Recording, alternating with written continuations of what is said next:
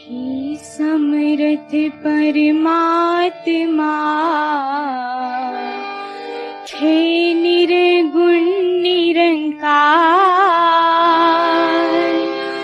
तू करता है जगत का, तू सबका आधार। कण कण में है बस रहा तेरा रूप अपार। तीन काल है सत्य तू, मिथ्या है संसार।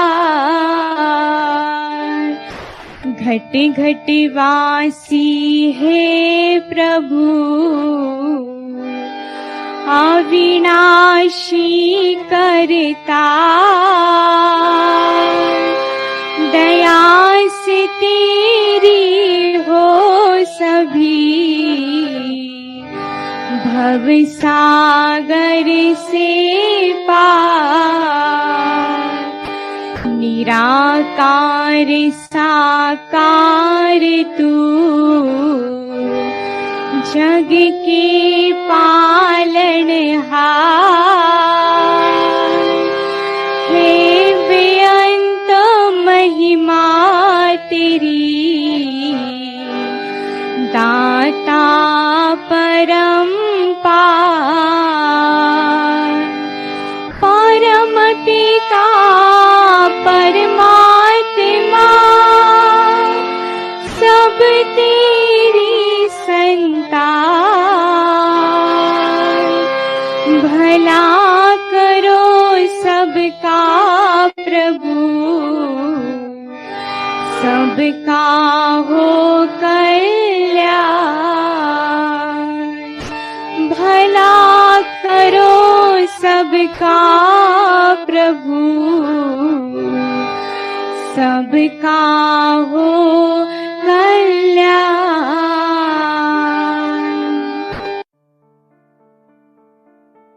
साथ संगत जी, प्यार से कहना धन निरंकार जी। और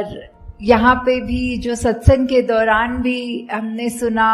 चाहे वो छोटे बच्चे की जुबान से हो, चाहे बुजुर्गों के, चाहे वो कोई भी तरह का सहारा लिया हो, स्पीच का, गीत का, कविता का, तो सबने एक ही बात दोहराई कि ये जो मिशन हमें क्या शिक्षा दे रहा है, ये ईश्वर परमात्मा पर निरंकार, ये हमारे लिए क्या अहमता जीवन में रखते हैं। और हालांकि ये भी उस तरह से देखा जाए तो हम अगर सिमरन कर रहे हैं और निरंकार प्रभु परमात्मा को याद कर रहे हैं, तो उसका उद्देश्य क्या है कि निरंकार को तो कोई फर्क नहीं पड़ेगा कि हम अगर निरंकार को याद रख रहे हैं कि नहीं, पर हमें अपनी इस जीवन काल में किस तरह जीना है, वो अगर नजरिए से देखें तो हम सही रास्ते पे हैं कि गलत, वो जो हमारा एक है मेजरमेंट लेने का कि किस तरफ है हम, उसको अगर तोलना हो तो यही पता लगता है कि अगर हम सिमरन करके कोई भी कार्य का डिसीजन ले रहे हों तो हमें अपने आप पता लग जाएगा कि अगर मन में वो कार्य करने का समझ में आता है कि गिल्ट फ्री होके एक स्वच्छ तरीके से मन के भाव खुश हो रहे हैं, तो हम बिल्कुल ठीक डायरेक्शन में चल रहे हैं। और अगर वही बात कि हम कोई कार्य करते हुए भी मन में ऐसे सोच आ रहे हैं कि ये डिसीजन तो बिल्कुल जो सत्संग में सुनते हैं ऐसे चीजों से बिल्कुल उलट है, तो हम खुद ही समझ सकते हैं कि क्या हमारा वो एक निर्णय करना उस चीज पे कि इस समय चाहे वो छोटी बात हो चाहे बड़ी हो, इतना भी हो कि अगर हम एग्जाम्पल के तौर पे आजकल की दुनिया में जहाँ पीयर प्रेशर की बात करते हैं, तो अगर कोई हमारे साथ वाला ऐसा कर रहे हैं जो हमारा मन उस तरह नहीं मान रहा कि ऐसा करना तो उचित नहीं है। तो अगर हम वो कार्य कर लेते हैं और वो अपने आधे दिल से, जैसे हाफ हार्टेडली बोलते हैं, तो उससे समझ में आता है कि निरंकार ने तो हम सबको वो चेतनता दी है, वो डिसीजन मेकिंग की, तो वो हम किस रूप में, किस तरफ वो लेकर जा रहे हैं। क्या हम सिर्फ उसी लिए ये कार्य कर रहे हैं कि सदियों सदियों से ये कार्य हो रहा है और अब तो ये परंपरा बन गई है, ये एक रूटीन बन गई है। तो हमें ऐसे समय में वो चीजों को सोचना कि ये जो भी हम कर रहे हैं ये एक अंधविश्वास की तरह, एक ये अंधाधुंध कार्य ना होता रहे, पर किस तरफ हमारी सोच हमें जो सही मार्ग दिखा रही है, जो निरंकार प्रभु परमात्मा का आसरा लेने के बाद जो ये सोच बन जाती है, तो वो कभी भी हमें गलत रास्ते नहीं जाने देता। और साथ ही जहां आज हम सत्संग में ये बहुत अलग तरह की भावना भाषाओं में सुन रहे थे, कोई प्रेम, नम्रता, करुणा की बात, कोई विशालता की बात, कोई इस निरंकार की महिमा का बयान करते हुए, या फिर सिर्फ अपने मन के भाव कर रहे थे। तो यही सोच में, ध्यान में बात आ रही थी कि किस तरह, चाहे हम कहीं से भी आए हो, हम एक दूसरे को सत्संग में यहाँ बैठ रहे हैं, हमारे आगे पीछे दाएं बाएं जो बैठ रहे हैं, हम उनको जानते भी नहीं, उनका नाम भी नहीं जान सकते। तो जहां हम इतने छोटे से कमरे में बैठे हैं तो एक दूसरे को नहीं जानते, और तो जो विश्व की बात आती है तो ऐसे तो कितने अनगिनत देश हैं और कितनी पॉपुलेशन वर्ल्ड की है, तो हम किसी को भी उस तरह नहीं जानते। तो ये जो बात आती है कि हमने संसार में सभी से प्यार करना है, तो वो कैसे अचीव हो पाएगा? हम नहीं तो एक अगर किसी को जानते हो उसको तो प्यार कर लेते हैं, एक अजनबी की जहां बात आती है उसको कैसे प्यार करना है? तो बात सिर्फ इतनी सी ही है कि जो हमारी आत्मा का स्रोत है वो निरंकार ही है, तो वो हर एक के अंदर है। वो सिर्फ ये मनुष्य शरीर वालों के लिए बात ही नहीं, बल्कि पूरी वनस्पति या पूरे जो भी स्पीशीज हों इस संसार में, सभी में तो है। पर ये मनुष्य में हम हैं तो हमारे पास वो पोटेंशियली वो जीवन मिल गया जहां हम अपने इस सोर्स ऑफ ओरिजिनेशन, इस परमात्मा को जान सक रहे हैं। तो वही वो बात जहां प्यार की कि जब हम एग्जाम्पल देखें तो अगर हम एक ट्रेन में या कहीं पे भी ट्रैवल कर रहे हो तो हमारे साथ जो बैठे अजनबी हैं, तो हम वो उसको एकदम से तो उसके लिए ऐसे हमारे भाव नहीं आएंगे, पर जैसे जैसे बात चलती है आगे, ट्रेन की जर्नी चल रही है,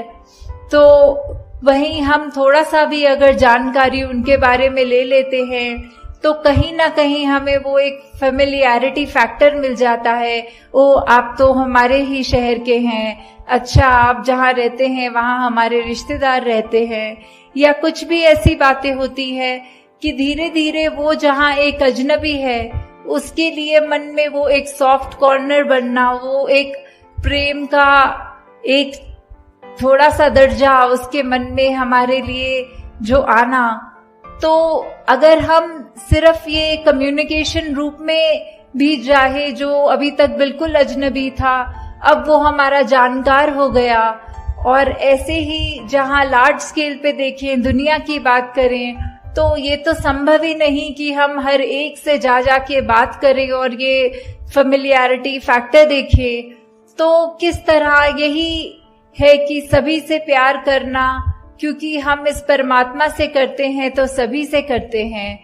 तो ये प्यार करना मतलब हर एक के पास जाके जताना प्यार तो संभव भी नहीं है। तो किस तरह हम जहाँ छोटे से ही दायरे में अगर हैं, अगर हम उसमें ही हर एक से प्यार करें तो हम पूरे सृष्टि से, पूरे ब्रह्मांड से प्यार कर रहे हैं। तो ये भी कैसे हो जाता है जहां आज की दुनिया में एक ब्लड रिलेटिव्स, एक इमीडिएट फैमिली के ही सदस्य आपस में ठीक से बात नहीं कर सकते, या एक दूसरे का निरादर करते हैं, या फिर अपने बोलों में ऐसे कठोर वचन से एक दूसरे का दिल दुखाते हैं।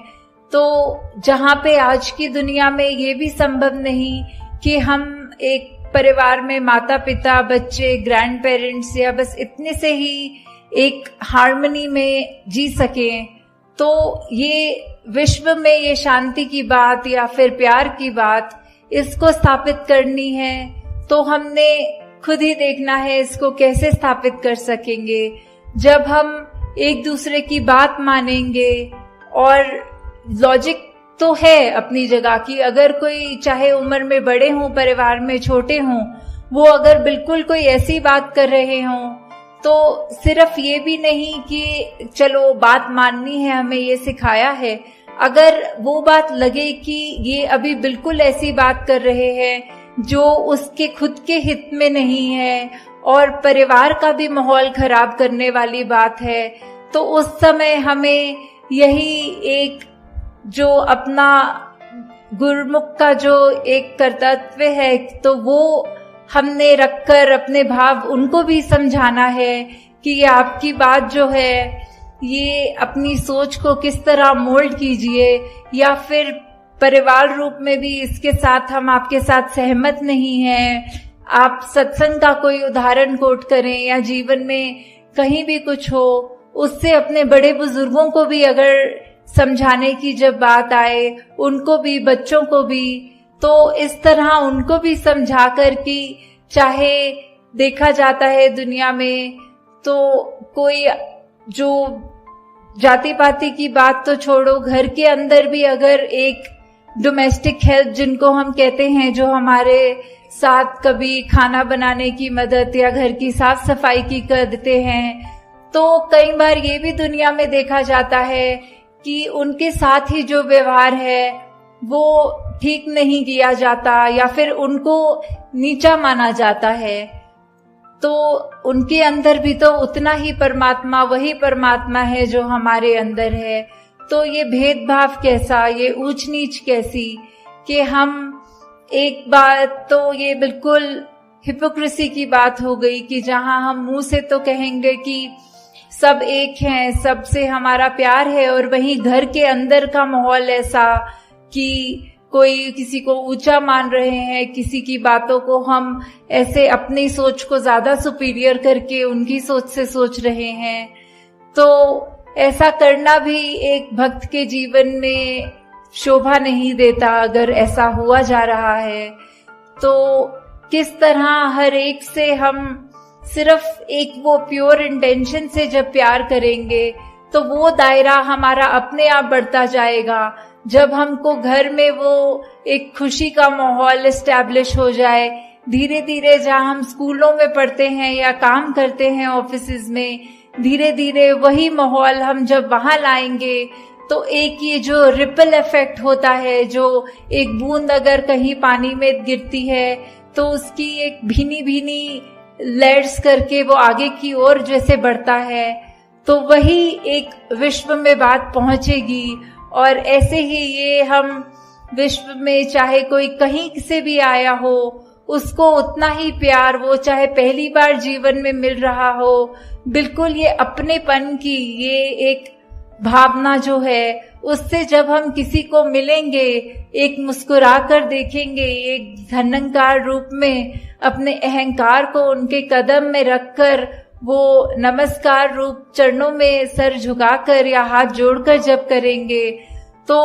उसी से हम अपने आगे दूसरों तक वो प्यार पहुंचा रहे हैं। तो बहुत बार दुनिया में देखा है कि काफी सब कहते हैं हमें ये पसंद नहीं है, हम एक क्रांति लाना चाह रहे हैं। तो सबसे बड़ी क्रांति तो एक हर एक के अपने मन की क्रांति होगी, जहां एक कोई मॉब इकट्ठा करने की जरूरत नहीं, बस हम अपने आप को बदलते रहें, हमारा जीवन इतना अच्छा हो जाए कि और कोई भी वो जीवन देखे तो बोले इनके जैसा ही बनना है, और वही क्रांति फिर उसके आगे मन में अगले के होगी। और ऐसे ही हम ये जो विश्व शांति, विश्व प्रेम, बंधुत्व, भाईचारा, या हम ये जो हार्मनी इन वननेस की बात करते हैं, वर्ल्ड विदाउट वॉल्स की बात करते हैं, इसको एक अचीव करना संभव हो सकेगा। जैसे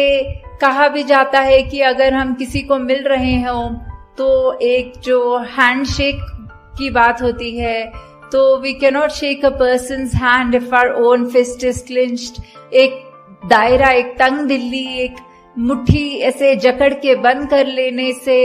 हम वो कैसे दूसरे का हाथ मिला पाएंगे। हाथ मिलाने के लिए तो हमें अपना हाथ खोलकर उसके हाथ के साथ अपने हाथ को छूकर वो एक रिश्ता मन से कायम करके उससे हैंडशेक कर सकेंगे। तो दातार सब पे कृपा करे कि आप सब जहां हर पल कोशिश करते हैं कि एक बेहतर इंसान बन सकें, वहां पर साथ ही साथ जब तक ये प्रभु परमात्मा निरंकार की सोच मन में है, किस तरह का संतों ने युगों युगों से सिखाया है कि एक मनुष्य की ये ह्यूमन क्वालिटीज क्या होती हैं, वो ज्यादा से ज्यादा अपने लाइफ में डालने की, उतारने की जब तक हम कोशिश कर रहे हैं, तो हम तब तक एक ठीक डायरेक्शन, एक हमारी दृष्टि, दिशा, हर चीज एक तरफ है।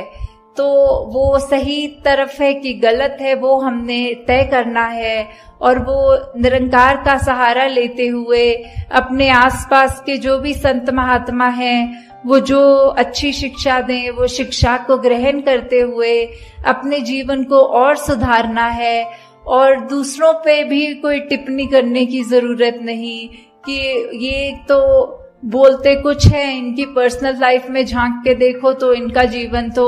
अलग है। ये सत्संग में तो आकर कहते हैं कि गाली गलोच नहीं करना, और इनके घर अगर जाओ तो ये तो प्यार से ही बात नहीं करते। तो वो उनकी अपनी जिंदगी है, वो जो रिश्ता उनका, फिर आगे निरंकार को पता है उनके साथ क्या करना है। हमने कुछ वो नहीं सोचना कि ऐसा व्यक्ति कहता कुछ है, करता कुछ है। हमें सिर्फ अपने लिए, हमारे हित के लिए क्या है वो देखना है कि अगर ऐसा कोई इंसान जिसका हमें पता है कि कर्म रूप अच्छा नहीं, पर वो बात अच्छी कर रहा है, उस बात को ग्रहण करना है। जैसे हम सब ने बहुत बार ये एग्जाम्पल सत्संग में सुना भी है कि बाबा गुरबचन सिंह जी के पास जब सब कोई आए थे महापुरुष, और कह रहे थे कि आप कहते हैं कि हर एक में उसकी अच्छाई ढूंढनी है, तो आज सुबह आते समय संगत के एक शराबी जो नाले में गिरा हुआ था, वो दृश्य देखने को मिला, तो उसमें से क्या अच्छाई अपने जीवन में डालें। तो बाबा जी ने आगे से यही उत्तर दिया कि आप ये सोच लो कि उसका जो जीवन है, हमें ऐसा अपना जीवन नहीं बनाना। हमें अपनी सोच को या कर्म रूप में इतना नहीं गिराना कि अपना कहाँ लेटे हैं, कहाँ बैठे हैं, व्यवहार कैसा है, वो अच्छा ही रखना है। दूसरों की अगर खामियां हैं तो उससे यही सीखो कि हमारे अंदर ये ऐसी खामी ना आ जाए। तो दासी आपका और समय नहीं लेना चाहती, और 11 बजे से सब आप पहले ही संगत आए हैं, तो यही एक कामना रखते हुए कि हर एक महापुरुष जो आज यहाँ है वो सिर्फ अपने ऊपर, स्वयं के सुधार के ऊपर ही फोकस्ड रहते हुए ये बात मन में लेकर जाए कि जो भी बात अच्छी लगे, चाहे संसार में रहते हुए, चाहे सत्संग में रहते हुए, किसी की ऐसी बात हो कि अगर एक मनुष्य की 10 बातें बुरी और एक अच्छी, तो भी उस मनुष्य से कैसे प्यार किया जाए, उसको रिस्पेक्ट कैसे कर सकें, वो उसकी एक कोई खूबी लेकर उसको उसी तरह प्यार दिया जाए। तो दातार कृपा करे कि सेवा सिमरन सत्संग आप सबकी झोली में जहां हमेशा रहे, वहीं सबका ये जज्बा भी वो कायम रहे। एक सुधार के दीवानी नू भी सुन रहे ने, चाहे वो गीत रूप च या स्पीच रूप, जो भी उन्हां दा माध्यम रहा है, तां गल एक ही, इशारा एक ही। जो भी ये निरंकार परमात्मा ये हमारे अंग संग बसता है और हम सब उसकी अंश हैं, तो कैसे ये जो अभी हमने अवतार बानी का ये जो शब्द अभी सुना भी, जिस पे अभी और भी विचार होंगे, तो ये पंक्ति में कि ये अगर साथ संगत की महिमा के ऊपर है कि कैसे अगर ये साथ संगत में अगर हम आते हैं तो हमारे चेहरे पे ये जो नूर है, सिर्फ अगर हम उदाहरण ये देखें कि काफ़ी बार हमें कोई ऐसे सज्जन मिल जाते हैं कि उनका हमें चेहरा देखकर ही, चाहे उनसे बात भी ना की हो, तो भी ऐसे लगता है कि इनका अंदर कुछ अलग है और उनका चेहरा जो इतना ऐसे नूर उसमें से निकल रहा होता है। तो वो जो है बात की कैसे साथ संगत की ही महिमा है कि किस तरह अगर हम संगत आते हैं, जो सारे यहाँ ये अमोलक वचन सुनने को मिलते हैं, तो वो जब हम अपने जीवन में उतारते हैं, वो एक एक शब्द को एक एक कर्म में ढालते हुए, तो अपने आप वो जो मन में चैन आता है, ये चेहरे पे एक सहज भाव होने की वजह से एक ये जो नूर आता है कि हर पल ये जो आनंद की अवस्था होती है उसको प्राप्त कर लेते हैं। हाँ जी। साध दी संगत कर ले बंदे, मैल दिलां दी दूर करे। तो यही जो साथ संगत में हमारी सिखलाई होती है, हमारे को सिखाते हैं कि मन में हमें किसी के लिए भी एक ऐसे भाव नहीं रखने जो पहले तो हमारे ही मन को दूषित करेंगे और बाद में जो हम भाव रखते हैं दूसरे के लिए, तो उस तक भी पहुंचने पर वो इतना उसका इम्पैक्ट जो होता है कि अपना मन तो गंदा किया ही, उसको वो शब्द भी कड़वे बोले और आगे उसको भी वो जो सुनने वाला है आगे व्यक्ति, उसके ऊपर भी वो जो उसके मन को बाद में ठेस पहुंचेगी। तो हम जितना संगत में आएंगे ये हम इन कमियों से दूर उतना रहेंगे। हाँ जी। साध दी संगत कर ले बंदे, दुख दलिदर होवन दूर। ये जिंदगी में ये जब अब तक हमारा जीवन है, ये उतराई चढ़ाई तो आती ही रहनी है, तो फिर ऐसा क्यों कहा जा रहा है कि दुख दूर होगा? ये सिर्फ इसलिए कि ये जब हमें ब्रह्म ज्ञान मिल जाता है, हमें अपना असली पहचान अपनी समझ आ जाती है, ये प्रभु परमात्मा निरंकार हमारे चारों ओर है, ये एहसास हर पल जब रहता है, तो उसके बाद हम जब मान लेते हैं कि ये निरंकार पूरा है, इसका किया सब पूरा है, तो अगर ये हमारी जहाँ ज़िंदगी है, चाहे हमारे मटीरियलिस्टिक रूप में या स्वस्थ रूप में या कोई भी ऐसी चीज़ जो हमें उस समय लग रही हो कि हमारे ये अनुकूल नहीं है, तो भी इसमें भी उस सिचुएशन के अंदर भी हमें ये पता है कि तेरा किया सब पूरा है, तो उस समय यही भाव होते हैं कि चाहे ये सिचुएशंस हमारे अकॉर्डिंग नहीं है, पर ये निरंकार की दी गई घड़ियां हैं, ये सिचुएशंस हैं, तो ये भी बिल्कुल ही ठीक हैं, क्योंकि जो निरंकार ने दिया है सब उसमें शुक्राना भाव, वो जैसा भी सिचुएशन है वो हमारे लिए उस समय वो बिल्कुल बहुत अच्छी सिचुएशन है। हाँ जी। साध दी संगत कर ले बंदे, जांदा रहेगा मान गरूर। तो संगत में हम जितना आते हैं, हम अपने विकारों के ऊपर काम कर सकते हैं। वो बातें ये एक तरह से जो मोती हैं इस इतने बड़े तालाब में, वो उसको चुन चुन के जिसमें एक एक मोती की वैल्यू इतनी आ रही है, तो मन से हमारे जो भी खामियां हैं वो सब दूर हो जाती हैं, और सिर्फ ये अच्छे भाव ही जो ये सब संत महात्माओं के साथ जो आप सब ब्रह्म ज्ञानी यहाँ बैठे हैं, तो किस तरह वही भाव हैं जो ज़िंदगी को तब्दील कर सकते हैं, जहाँ मन में हमेशा प्यार और ऐसी अच्छी भावनाएं होनी चाहिए और बिल्कुल भी ये गुरूर और उस तरह की खामियां नहीं होनी चाहिए। तो ये सब हमें फिर सत्संग की इम्पोर्टेंस के ऊपर ही दर्शाते हुए कि ये सब भी फ़ायदे हमारे तब तक जीवन में हैं जब तक हम सच्चे मन से सत्संग आके सत्संग को सत्संग की तरह करके सिर्फ वो ना समझकर कि आए हैं और इतने से इतने बजे तक का अनाउंसमेंट है सत्संग का,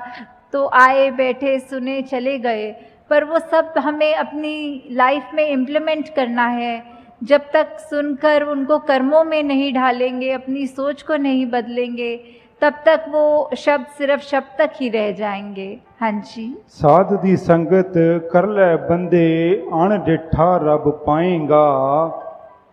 तो जब हम ये संतों के बीच में विचरण कर रहे हैं अपना ये संगत में, तो ये हमें क्या, हर एक जो संत है, ब्रह्मज्ञानी है, वो परिचित है इस प्रभु परमात्मा निरंकार से। सबने रूबरू होकर आमने सामने ये परमात्मा को जहाँ देखा है, और वहाँ कहा भी जाता है कि ये परमात्मा को कोई नहीं देख सकता, पर यहाँ इतने दावे से अवतार वाणी में ये अगर अंकित है कि ये अनडिठा दिखेगा, तो उसका मतलब क्या है कि हम जब तक अपने आप को सरेंडर नहीं करते, ये हमारी जिज्ञासा कि हमारी असली पहचान, हमारा मकसद, हम क्या इस जीवन में करने आए हैं और किस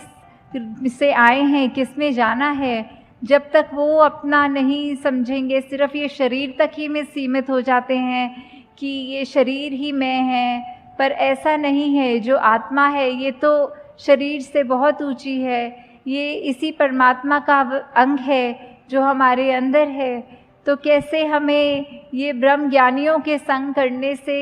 ये ज्ञान की दात अपनी झोली में भी मिल सकती है। हाँ जी। साध दी संगत कर ले बंदे, फलदा फुलदा जाएगा।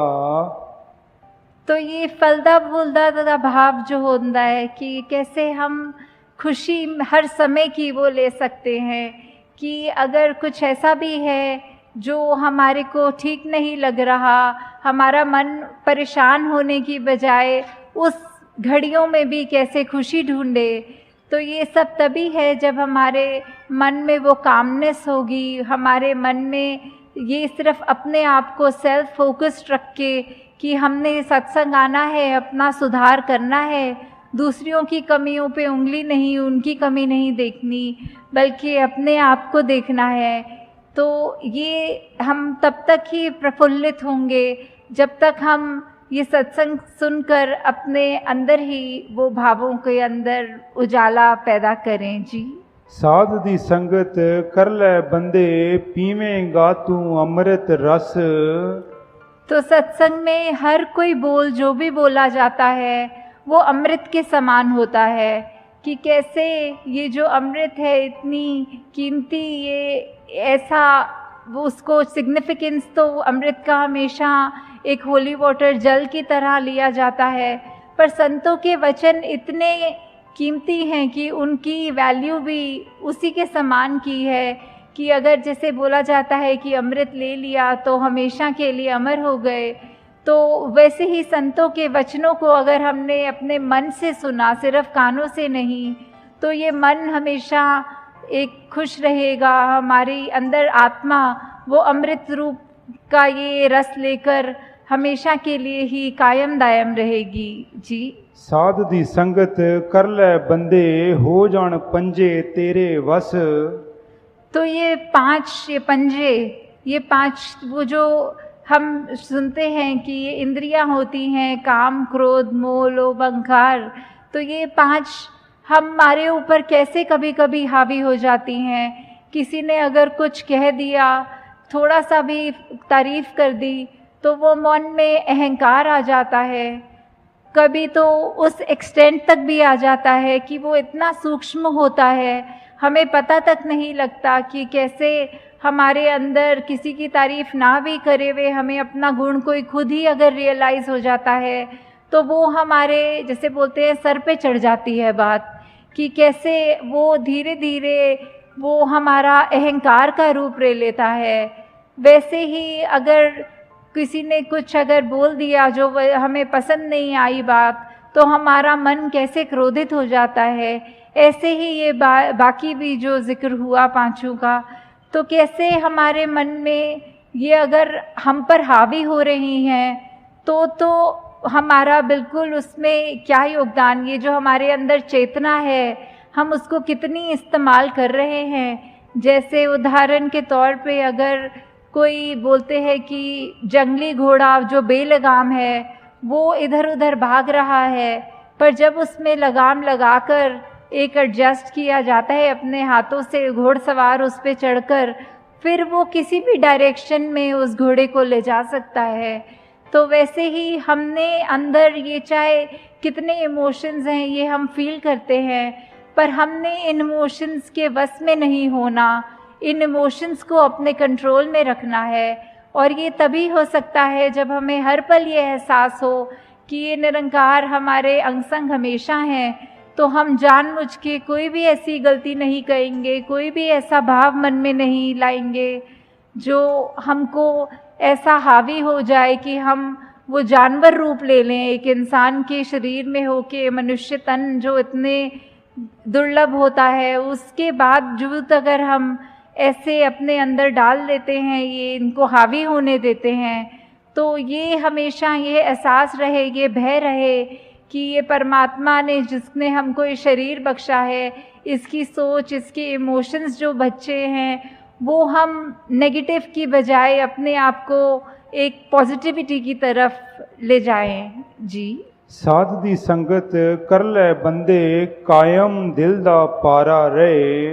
तो वही टेम्परामेंट की बात आ रही है, ये पारे की बात, कि कैसे कभी भी हमारा किसी स्थिति में जब देखकर हमारे अनुसार वो नहीं चल रही होती तो मन इतना तंग हो जाता है कि फिर हमको अपने बोलों पे भी कंट्रोल नहीं रहता, हमारे दिमाग में इतना गुस्सा भर जाता है कि हम अपने बिल्कुल चैन गवा देते हैं और दूसरों को भी कठोर वचन बोल देते हैं। तो इस पारे को कैसे कंट्रोल करना है, वो जो सहज भाव की बात की, चाहे ये बैलेंस्ड अप्रोच हो एकदम, कि स्थिति वही बात जैसे पहले भी दासी कह रही थी कि कोई भी घटना हो रही हो हमारे साथ, कैसी भी सिचुएशन हो, तो भी एक रस ये अपने आप को बिठाकर कि मन में कि कोई बात नहीं, हमें दुख में बहुत दुखी नहीं होना और सुख में बहुत खुशी नहीं लेनी। तो किस तरह ये अपने आप को कंट्रोल की बात नहीं है, ये वो अवस्था का जिक्र हो रहा है कि सहजता, जैसे एक नदी है वो अपने आगे अगर पत्थर भी आ रहे हैं तो अपने आप को ऐसे वो पानी टर्न कर लेता है कि ऑब्स्ट्रक्शंस हैं, पर पता है कि बहना तो नीचे की तरफ ही है, ये विनम्र होकर बहना है, वो उसका एक पाथ है। तो वो उस कठिनाई देखकर उस पे वो नहीं कहना कि अब आगे एक रुकावट है, इतना बड़ा पत्थर है, तो अपने आप को मोल्ड करना, वो बात की सहज अवस्था का जिक्र कि ये कैसे हमने कुछ भी हो अपने आप को ये इस तरफ इंक्लिनेशन नहीं रहनी कि हमारे को नेगेटिव होना है, बल्कि कोई दूसरा सोल्यूशन देख के अपने रिएक्शंस को चैनलाइज करके एक पॉजिटिविटी की तरफ आना है। हाँ जी। अवतार मिले जे साधु पूरा मन नाहे आवारा रहे। तो कैसे ये जो मन की अवस्था की बात है कि कैसे हम पल पल में हमारा मन भटकता रहता है। कभी हम अगर कहीं होते हैं, काफ़ी लोग, कभी हम अपने घर परिवार में भी किसी से बात करते हैं तो एकदम बात करते करते ख्याल ही कहीं और चला जाता है और फिर एकदम ऐसे झटका लगता है जब अगर कोई पूछता है कि आप सुन भी रहे हो मेरी बात की नहीं, तो एकदम पता लगता है कि हम चाहे फिजिकली उस कमरे में हैं, उस व्यक्ति से बात कर रहे हैं, पर हमारा ध्यान भटक गया, हम कहीं और ही अपने वो चले गए। तो ऐसे ही ये जो मन है ये भी किसी भी डायरेक्शन में कभी कहीं पे जब होता है तो कुछ और सोचने लगता है, कुछ और करने लगता है। ये वो चैन, ये सुकून उस समय उस मन से वो गायब होता है। तो कैसे सत्संग के माध्यम से ये साधु का जो संग है, आप सब महात्मा जो इतने उस कोटि के हैं उच्च, तो ये निरंकार सबके अंदर जहाँ बस रहा है, जब हम जितने ज़्यादा इंटरैक्शंस अपने, जैसे बोलते हैं संगत का असर, ये संगत से हमने ग्रहण करनी है पॉजिटिविटी और वहीं से हमने अपने मन को भी काबू में रखना है, क्योंकि जब तक हम अपने मन पे काबू रख रहे हैं, अपने सोच विचार को ठीक रख रहे हैं, तभी हमारे आत्मा पे भी उसका वही इम्पैक्ट आना है। तो हमने अपने मन को उस तरह कभी आवारा नहीं होने देना, और इस तरह के अपने आप को वो भाव रखने हैं कि चाहे जो भी हो हमारे साथ, हमें सिर्फ और सिर्फ ये रखकर मन में कि हमारे को अपनी असली पहचान मिल गई, हमारे अंदर जो गुण हैं, जो सदैव से इस संदर्भकारी मिशन की आज जहाँ 90 वर्ष भी हो गए हैं, तो वो जो एक भाव है सिखाने के कि एकत्व का भाव, ये वननेस का भाव, यूनिवर्सल ब्रदरहुड का भाव, कि कैसे हमारे शरीर चाहे किसी भी रंग के हैं, चाहे कहीं पे भी जन्म लिया है, तो वो एक बायसनेस नहीं आनी चाहिए। ये कोई भी ऊंचा कोई भी नीचा नहीं है, सबके अंदर वही परमात्मा है, एक ही पेडेस्ट्रियल पे हम खड़े हैं। तो कैसे हमने भेदभाव वो नहीं करने हैं, सब अपने ये परमपिता परमात्मा अपना, तो परमात्मा की सारी रचना भी उसी समान एक ही पेडेस्ट्रियल पे। तो कैसे हमने हमेशा यही भावों को कायम रखना है कि हम कोशिश करके जितना भी हो सके ये चेतनता को अपनी रखकर कि हमारे अंदर चाहे कोई भी कैसे भी भाव हो, चाहे मन उथल पुथल हो रहा हो, तो हमेशा एक स्टेबिलिटी की तरफ एक वो अप्रोच रखते हुए, वो नेगेटिविटीज़ में ड्वेल ना होते हुए, सिर्फ और सिर्फ यही देखकर कि हम जितने the more we are like God as much as we can be, जितने गॉडलीनेस अपने अंदर अपनाएं, जो गुण इस प्रभु परमात्मा के हैं, जो वही गुण हम अपने अंदर जितने भर सकें, बिकॉज़ वो बात वही आती है कि हम एक स्पिरिचुअल बीइंग्स हैं जो एक ह्यूमनली एक्सपीरियंस ले रहे हैं। तो सिर्फ ये शरीर के अंदर आके भ्रमित हो गया ये आत्मा भी कि सिर्फ शरीर तक ही ये कायम है, जबकि उसकी असली पहचान तो बहुत ही एलिवेटेड है। शरीर ने तो एक दिन ख़त्म हो जाना है, पर ये आत्मा का अपने परमात्मा से जो मिलन होता है, ये हमको इस दुनिया में रहते रहते करना है। चाहे अपनी जिम्मेवारियां ये आए हैं जब इस मनुष्य तन को लेकर, तो उसमें गृहस्थ भी है, उसमें कामकाज भी है, उसमें और भी जो भी जिम्मेवारियां हैं उनको तो करना ही है, रिस्पॉन्सिबिलिटीज़ से पीछे नहीं होना। पर साथ ही साथ ये याद रखना है कि हमारी प्रायोरिटी क्या है, ये हमने जन्म क्यों लिया है, हमने अपनी आत्मा को रिफाइन करना है। ठीक है, शरीर का जहाँ ध्यान रखना है वो तो रखना ही है कि ये परमात्मा ने जो शरीर हमको बख्शा है, तो वो चाहे एक्सरसाइज का फॉर्म करे या जैसे भी, कि हमें अपने उस तन को जितना एक्टिव रखेंगे उतना ही हम वो जस्टिस कर पाएंगे कि ये हमको मिला है बीमारियों से दूर रह के। फिर भी असल बात ये है कि आत्मा का ही ये सारा खेल है, तन ने तो एक दिन ख़त्म हो जाना है। पर जब तक हमारा ये लाइफ स्पैन है, हम क्या कर रहे हैं उस तन के साथ,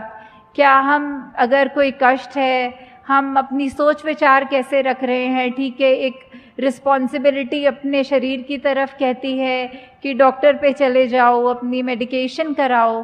पर अगर उसके बाद भी ये तकलीफ़ जारी रहती है या फिर कभी ऐसे धन की बात भी आती है कि आर्थिक वो इतनी स्टेट ठीक नहीं हो, तो भी हम अपनी मेहनत से वो गुरेज ना करें, हम मेहनत पूरी करें, डॉक्टरों पे जाएं, पर फिर भी अगर हमारा कष्ट दूर नहीं है तो उसमें हमें ये शिकवा बिल्कुल नहीं करना निरंकार से, परमात्मा से, कि हमको क्यों ऐसा कष्ट मिला, हमने ऐसा क्या किया। वो हमें शिकवा नहीं करना, सिर्फ शुक्राना करना है कि दातार, हो सकता है हमारी तबीयत और बिगड़ सकती थी, पर शुक्र है सिर्फ इस छोटे में ये तकलीफ़ काट रहे हो, इसी में ही शरीर का गुजारा हो रहा है। तो वही बात, अपने मन को भी उस तरह काबू रखना कि चाहे हम अपनी कोई खामी देखें भी तो अपने आप को इतना ना कोस लें कि एक वो डिप्रेस स्टेट में ले आएं कि हमारे अंदर तो बहुत कमियां हैं, पर वो अप्रोच रख के कि हाँ, अगर हमें समझ आ गया है कि हमें अपने लाइफ के कितने एस्पेक्ट्स पे कहाँ कहाँ काम करना है, तो धीरे धीरे एक एक गुण पकड़ के उसको अपनी ज़िंदगी में उतारें। तो दासी आप सबका और ज़्यादा समय नहीं लेना चाहती कि सब दूर दूर से भी यात्रा करके आए हैं और घरों को भी जाना है, और अभी भी कितनी संगत है जो पंक्तियों में भी है, तो सत्संग का भी समय अब हो चुका है। तो दासी आप सबसे यही एक कामना करते हुए, आशीर्वाद अपने लिए भी लेते हुए और सब संगत के लिए, कि ये निरंकार प्रभु परमात्मा से हमारा जो एक एहसास की बात है, कि ये फीलिंग कि we are always surrounded by Nirankar, this God Almighty, whichever name we want to call it by, कि हम जिसमें भी आस्था रख रहे हों उस नाम को भी अगर लें कि वो जो शक्ति है वो हमारे साथ अंग संग है, और वो संतों ने तो युगों युगों से, चाहे कोई भी युग रहा हो, हमसे क्या चाहा है, एक इंसान होने के, एक ह्यूमन वैल्यूज़ होने के, एक इंसानी गुण हमारे अंदर होने हैं। तो हमको अपने आप पे एक ये वॉच रखनी है, ये इंट्रोस्पेक्शन करते रहना है कि क्या हम उन ह्यूमन वैल्यूज़ पे चल रहे हैं या फिर हमारा दिल और दिमाग हमें कहीं और लेके जा रहा है। तो दासी आप सबका एंड में सिर्फ ये धन्यवाद करते हुए कि इतने इनकन्वीनियंस भी चाहे हुई होगी दूर दूर से आने में, तो भी आप सब ये समय निकाल के सत्संग को दे रहे हैं, जो उसी के साथ साथ सेवा और सुमिरन भी कर रहे हैं। तो दातार कृपा करे सभी पर कि चाहे ये जो भी तन मन धन सब परमात्मा का ही है और वो उसी काम आए, दूसरी नेगेटिव काम किसी ना आए। तो इन्हीं शब्दों से दासी आप सबसे आज्ञा लेगी। साथ संगत जी प्यार से कहना, धन्यवाद जी।